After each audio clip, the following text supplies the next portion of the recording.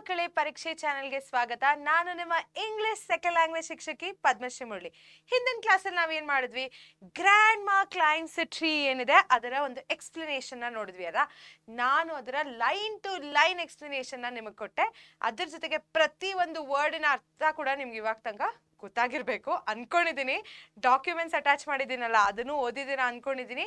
ಓದಿಲ್ದರೆ ಅಥವಾ ಅಕಸ್ಮಾತ್ ಆ ವಿಡಿಯೋನ ನೋಡಿಲ್ದರೆ ಹೋಗಿ ನಮ್ಮ ಒಂದು ಚಾನಲಲ್ಲಿ ಇಂಗ್ಲಿಷ್ ಟು ಕೆಳಗಿರುವಂತಹ ಗ್ರ್ಯಾಂಡ್ ಮಾ ಕ್ಲೈಮ್ಸ್ ಎ ಟ್ರೀ ವಿಡಿಯೋನ ನೋಡಿ, ಮತ್ತೆ ಬೇರೆ ವಿಡಿಯೋಸ್ನ ಕೂಡ ನೋಡಿ. ಅರ್ಥ ಆಯ್ತಾ? ಸೊ ಈ ಒಂದು ಪದ್ಯವನ್ನ ಬರೆದಿದ್ದವರು ಯಾರು?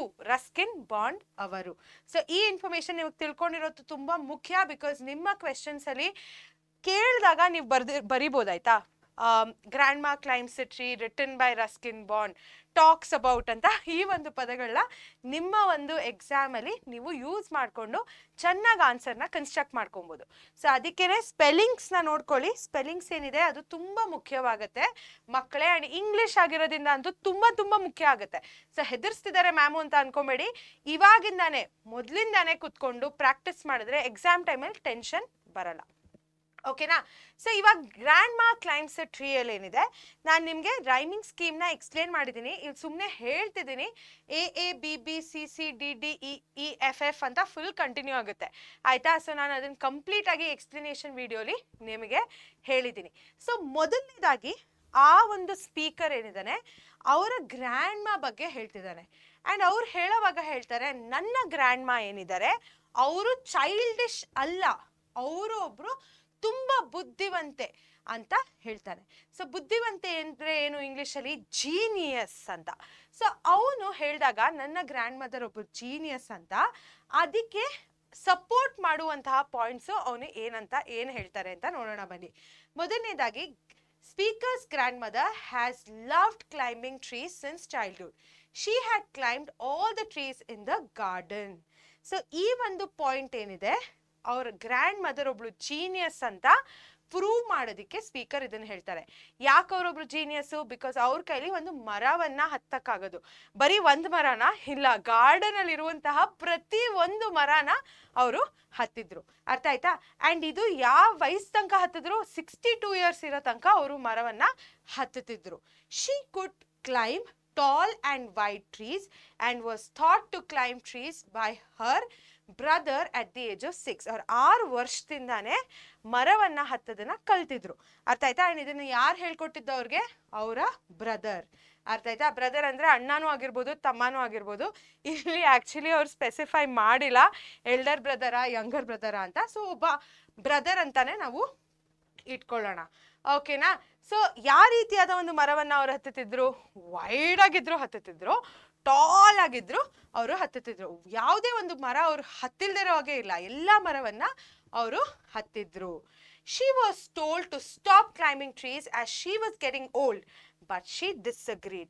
ಸಾಕಷ್ಟು ಜನ ಹೇಳಿದ್ರು, ನೀವು ದೊಡ್ಡವರಾಗ್ತಿದ್ದೀರಾ, ಒಂದು ರೀತಿಯಾದ ಗೌರವ ನಿಮ್ಮ ಮೇಲೆ ನಾವು ಇಡಬೇಕು, ನೀವು ಈ ಥರ ಎಲ್ಲ ಹತ್ತುತ್ತಿದ್ರೆ ನಿಮ್ಮ ಕಡೆ ನಾವು ಗೌರವ ತೋರ್ಸೋಕ್ಕಾಗುತ್ತಾ ಅಂತ ಕೇಳ್ತಿದ್ರು. ಅವಾಗ ಅವ್ರು ಏನಂತಿದ್ರು, ನಿಮ್ಮ ಗೌರವ ನನಗೆ ಬೇಡ, ನಾನು ಹೆಂಗಿದ್ದೀನೋ ನಾನು ಹಾಗೆ ಖುಷಿಯಾಗಿದ್ದೀನಿ ಅಂತ ಆ ಗ್ರ್ಯಾಂಡ್ ಮದರು ಹೇಳ್ತಿದ್ರು. ಅರ್ಥ ಆಯ್ತಾ? ಸೊ ನಾನು ಆಗಲೇ ಆ್ಯಕ್ಚುಲಿ ಹಿಂದಿನ ಕ್ಲಾಸಲ್ಲಿ ನಾನು ತುಂಬ ಕೆಟ್ಟದಾಗಿ ಡ್ರಾಯಿಂಗ್ ಕೂಡ ಮಾಡಿ ತೋರಿಸಿದ್ದೆ ನಿಮಗೆ. ವೈಡ್ ಅಂದರೆ ಸುಮ್ಮನೆ ಈ ಥರ ಬ್ರಾಂಚಸ್ ಹಾಕ್ಬಿಟ್ಟು, ಟಾಲ್ ಅಂದರೆ ಈ ಥರ. ಬಟ್ ನಾನು ತೋರಿಸ್ಬೇಕು ಅಂದರೆ ವೈಡ್ ಆಗಿ ಇರಬೇಕು ಅಂದರೆ ಹರಡಿರೋ ಮರ. ಅರ್ಥ ಆಯ್ತಾ? ಆ್ಯಂಡ್ ಟಾಲ್ ಅಂದರೆ ಉದ್ದಕ್ಕೆ ಬೆಳ್ಕೊಂಡು, ತೆಂಗಿನ ಮರ ಇದೆಯಲ್ಲ ಆ ಥರ. ಸೊ ಓಕೆನಾ ಮಕ್ಕಳೇ, ಇವಾಗ ಮುಂದೆ ನೋಡೋಣ. Her family was worried she would fall, but one day she climbed up a tree and couldn't climb down. So ಯಾವಾಗಲೂ ಅವ್ರ ಫ್ಯಾಮಿಲಿ ಅಂತಿದ್ರು ಅವ್ರು ಒಂದಿನ ಬಿದ್ದೋಗ್ತಾರೆ ಮರ ಹತ್ತಿದಾಗ ಅಂತ. ಬಟ್ ಆ್ಯಕ್ಚುಲಿ ಆಗಿದ್ದೇ ಬೇರೆ. ಒಂದಿನ ಅವ್ರ ಮರ ಹತ್ತುತ್ತಾರೆ, ಕೆಳಗೆ ಬರೋಕ್ಕೆ ಅವ್ರ ಕೈಲಿ ಆಗಲ್ಲ. The doctor recommended that she rest in bed for a week. ಇದಾದ್ಮೇಲೆ ಏನಾಗುತ್ತೆ, ನಾನು ಹೇಳಿದಾಗ ಯಾರಿಗಾದ್ರೂ ಹುಷಾರ್ ತಪ್ಪಿದ್ರೆ ಅಥವಾ ಏನಾದರೂ ಡಿಫ್ರೆಂಟ್ ಆದರೆ ಡಾಕ್ಟರ್ ಯೂಶಲಿ ರೆಸ್ಟ್ ತಗೊಳಕ್ಕೆ ಹೇಳ್ತಾರೆ. ಆ್ಯಂಡ್ ಈ ಅಜ್ಜಿಗೆ ಏನಾಗಿತ್ತು, ಯಾವಾಗಲೂ ಆಚೆ ಓಡಾಡಿಕೊಂಡು ಮತ್ತೆ ಏನೋ ಮರ ಹತ್ಕೊಂಡಿದ್ದವ್ರಿಗೆ ಸಡನ್ ಆಗಿ ಮನೇಲಿ ಕೂಡಿಟ್ಟಂಗಾಗಿತ್ತು. ಅರ್ಥ ಆಯ್ತಾ? ಆ್ಯಂಡ್ ಮನೇಲೂ ಅಂತ ಅಲ್ಲ, ಬೆಡ್ರೂಮಲ್ಲೇ ಅವರು ಇರ್ತಿದ್ರು. The grandmother was uncomfortable and demanded that the speaker's father build her a tree house. So ಅವ್ರು ಆ್ಯಕ್ಚುಲಿ ಏನು ಮಾಡಿದ್ರು ಗೊತ್ತಾ, ಪೀಸ್ಫುಲ್ ಆಗಿದ್ರು, ಒಂಚೂರು ರಿಕವರ್ ಆಗೋ ತನಕ ಪೀಸ್ಫುಲ್ ಆಗಿದ್ರು. ಆಮೇಲೆ ಎದ್ಬಿಟ್ಟು ಹೇಳಿದ್ರು, ಇವಾಗ ಯಾರಿಗೆ ಹೇಳ್ತಾರೆ, ಸ್ಪೀಕರಿನ ಅಪ್ಪನಿಗೆ ಹೇಳ್ತಾರೆ, ಇವಾಗ ನನಗೋಸ್ಕರ ಒಂದು ಟ್ರೀ ಹೌಸ್ನ ನೀನು ಕಟ್ಕೊಡು ಅಂತ ಹೇಳ್ತಾರೆ. ಸೊ ನನಗೆ ಯಾರಾದರೂ ಬಂದ್ಬಿಟ್ಟು ನಮ್ಮಮ್ಮ ಆಗಿರಲಿ, ನಮ್ಮಪ್ಪ ಆಗಿರಲಿ, ಅಜ್ಜಿ ಆಗಿರಲಿ, ತಾತ ಆಗಿರಲಿ ಏನಾದರೂ ವಿಚಿತ್ರವಾಗಿ ಮಾಡು ಅಂತ ಹೇಳಿದ್ರೆ ನಾನು ಫಸ್ಟ್ ಏನಂತೀನಿ ಗೊತ್ತಾ, ಅಯ್ಯೋ ನಿಮ್ಗೆ ಏನಾಗಿದೆ ಈ ಥರ ಎಲ್ಲ ಕೇಳ್ತಿದ್ದೀರಲ್ಲ ಅಂತ ಮೊದಲನೇದಾಗಿ ನಾನು ಹೇಳ್ಬಿಡ್ತೀನಿ. ಬಟ್ ಇಲ್ಲಿ ಸ್ಪೀಕರಿನ ಅಪ್ಪ ಏನಂದ್ರು, ನಾನು ನಿಂಗೋಸ್ಕರ ಆ ಮನೇನ ಕಟ್ಕೊಡ್ತೀನಿ ಅಂತ ಹೇಳಿದ್ರು. ಆ್ಯಂಡ್ ಸ್ಪೀಕರ್ ಮತ್ತು ಅವರ ಅಪ್ಪ ಸೇರಿಕೊಂಡು ಈ ಮನೇನ ಕಟ್ಟಿದ್ರು. The grandmother started living in the tree house and would drink sherry with the speaker. Sherry ಅಂದರೆ ಒಂದು ರೀತಿಯಾದ ವೈನ್ ಮಕ್ಕಳೇ. ಸೊ ಆ ಮನೆ ಕಟ್ಟಿದ ನಂತರ ಅವ್ರು ಆ್ಯಕ್ಚುಲಿ ಬೇಗ ಬೇಗ ಕಟ್ಬಿಡ್ತಾರೆ ಮನೆ. ಆ ಮನೆಗೆ ಸುಮಾರು ವಿಂಡೋಗಳಿರುತ್ತೆ ಮತ್ತು ಒಂದು ಡೋರ್ ಕೂಡ ಇರುತ್ತೆ. ಆ್ಯಂಡ್ ಈ ಗ್ರ್ಯಾಂಡ್ ಮದರ್ ಹೋಗಿ ಆ ಮರದ ಮೇಲೆ ವಾಸ ಮಾಡೋಕ್ಕೆ ಸ್ಟಾರ್ಟ್ ಮಾಡಿದ್ರು. ಆ್ಯಂಡ್ ಈ ಸ್ಪೀಕರ್ ಏನಿರ್ತಾನೆ ದಿನ ಹೋಗಿ ಅವನನ್ನು ಭೇಟಿ ಮಾಡ್ತಾನೆ. ಆ್ಯಂಡ್ ಆವಾಗ ಅವ್ರ ಜೊತೆಗೆ ಗ್ಲಾಸಸ್ ಮತ್ತು ಟ್ರೇ ತೊಗೊಂಡು ಹೋಗ್ತಿದ್ದ ಅಲ್ವಾ, ಅವ್ರ ಜೊತೆ ಕೂತ್ಕೊಂಡು ಶೆರಿನ ಕುಡಿತಿದ್ದ. ಇವಾಗ ಆ ಗ್ರ್ಯಾಂಡ್ ಮದರ್ ಏನಿದ್ದಾರೆ ಅವರ ಫೇವ್ರೆಟ್ ಪ್ಲೇಸಲ್ಲಿ ವಾಸ ಮಾಡೋಕ್ಕೆ ಸ್ಟಾರ್ಟ್ ಮಾಡಿದ್ರು. ಅರ್ಥ ಆಯ್ತಾ? ಆ್ಯಂಡ್ ಇದರಷ್ಟು ಖುಷಿ ಅವ್ರಿಗೆ ಯಾವ್ದ್ರಲ್ಲೂ ಸಿಕ್ಕಿರಲಿಲ್ಲ. ಆ್ಯಂಡ್ ಇಡೀ ವರ್ಲ್ಡ್ಗೆ ತೋರಿಸ್ತಾರೆ ಇದೇ ರೀತಿಲಿ ಅವರು ಬದುಕ್ತಾರೆ ಅಂತ. ಆಯ್ತಾ? ಸೊ ಇದೇನಿದೆ ತುಂಬ ಮುಖ್ಯ ಮಕ್ಕಳೇ. ಆ್ಯಂಡ್ ನಾನು ಹೇಳ್ದಂಗೆ ನಿಮ್ಮ ಒಂದು ಈ ಪೋಯಿಟ್ರಿಯಿಂದ ಸಾಕಷ್ಟು 4 ಮಾರ್ಕ್ ಕ್ವೆಶನ್ಸ್ ಕೇಳುತ್ತಾರೆ. ಸೊ ಅದಕ್ಕೇನೆ ನೀವು ಇದರ ಸಮ್ಮರಿ ತಿಳ್ಕೊಂಡಿರೋದು ಬಹಳ ಮುಖ್ಯವಾಗುತ್ತೆ. ಸೊ ಸಮ್ಮರಿ ತಿಳ್ಕೊಳ್ಳಿ, ನಿಮಗೆ ಯಾವುದೇ ರೀತಿಯಾದ ಕ್ವೆಶನ್ಸ್ ಬಂದ್ರೂ ನೀವು ಅವಾಗ ಆನ್ಸರ್ ಮಾಡ್ಬೋದು. 4 ಮಾರ್ಕ್ಸ್ ಎಸ್ಪೆಷಲಿ ಸಮ್ಮರಿ ಗೊತ್ತಿದ್ರೆ, ಕೊಟ್ಟಿದ್ದ ಕ್ವೆಶನ್ಗೆ ನೀವು ಅಟ್ಲೀಸ್ಟ್ ಸಮರಿ ಬರೆದು ಬಂದರೆ ನಿಮಗೆ ಮಾರ್ಕ್ಸ್ ಸಿಗುತ್ತೆ. ಓಕೆನಾ?